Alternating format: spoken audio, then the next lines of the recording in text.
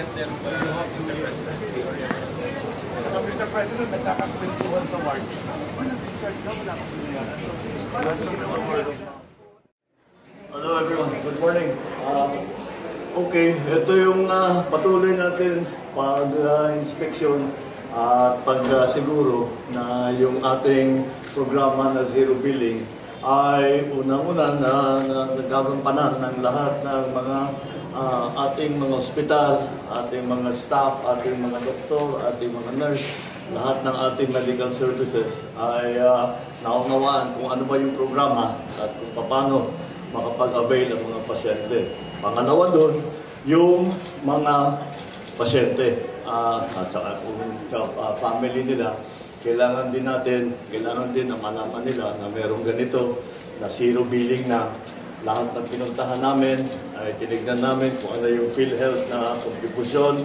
Siyempre, iba-iba, case to case, iba PhilHealth na kontribusyon, ano yung sa DOH. At yung kaduluduluhan, lagi naman zero billing. So, mukhang namang maayos. Nagulat nga ako na napaganda na natin itong hospital na ito. Una nating nakita itong hospital to 1978. Magulang ko pang nagbukas nito eh. Bago linipat, it was moved to DOH, ginawang bagong lipunan hospital. So, mabuti naman. Itong ating kailangan natin pasalamatan lahat ng ating magigiting at napakasipag at napaka-dedicated na healthcare workers. Hindi sa mga doktor, sa mga nurse, sa mga medtech, sa mga staff, sa mga non-medical, lahat. Ay alam naman natin, hindi sila necessarily na sumusunod sa oras ng kanilang duty.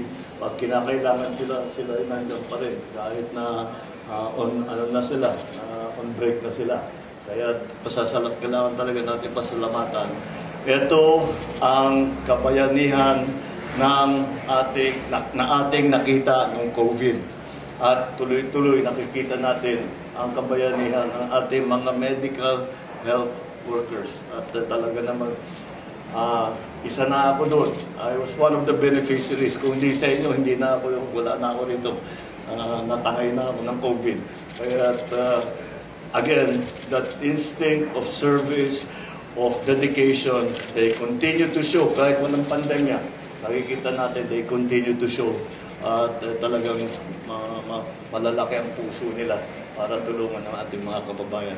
So I'm happy to be able to report that the zero billing program is proceeding well. Siyempre, sa umpisa, we have to information drive, hindi lamang sa mga ospital, kung hindi pati sa pasyente. And I think we are succeeding.